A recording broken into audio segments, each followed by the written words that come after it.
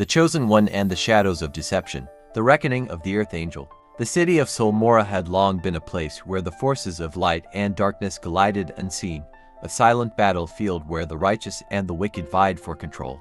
Among its towering spires and winding alleyways, there existed a man named Ezren, known only to a few as the Earth Angel. Ezren was no ordinary man. He carried the burden of divine insight, a gift that made him both revered and reviled. He was born with an innate ability to see beyond the veils of deception, to sense the darkness in others, and to call forth the truth where lies had taken root. But for every truth revealed, there were those who wished him silenced. One of them was Gemica, a woman whose beauty masked a venomous core. She had once been among Ezren's closest allies, a confidant who walked in the light until ambition led her into the shadows. Betrayal was her art, and she had mastered it to perfection. The gathering storm. Ezren stood in the old temple ruins, the scent of burning sage thick in the air. The city had changed, the tides of fate shifting. He could feel something was off, an energy that did not belong. It was as though the air itself was warning him, whispering of treachery. And then, she arrived. Ezren, Gemica's voice was smooth, a practiced melody that had fooled many before. He didn't turn. You shouldn't be here. She circled him like a vulture. Is that how you greet an old friend? A friend wouldn't sell their soul for power. A friend wouldn't stand in the company of those who seek to tear the world apart. Her lips curled into a smirk. Oh, Ezren, always the saint, always the martyr. Do you think your righteousness makes you untouchable? Ezren finally turned, his gaze like a storm barely contained. No, but it does make me unbreakable. The shadows strike. The moment hung heavy, the silence between them brimming with unspoken histories. But then the shadows moved. Figures emerged from the darkness, men and women, cloaked in deception, their faces hidden behind golden masks. The Order of the Lost, an organization that thrived on control and chaos, stood ready to strike.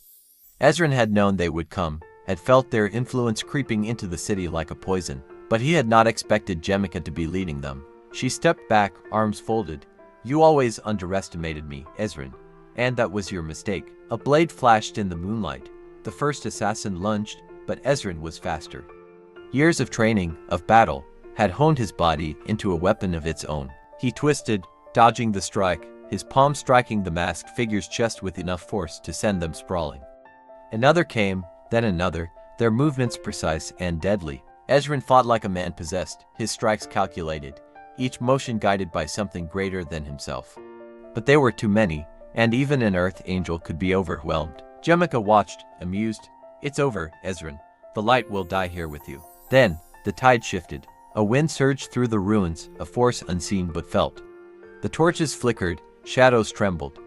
Ezren's presence magnified, a radiant glow pulsing from within him. The earth itself seemed to answer his call. No, he said simply.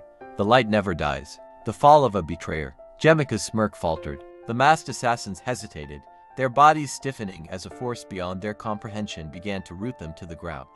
Ezren's energy grew, his very essence overpowering the darkness. Gemica's eyes widened. What are you?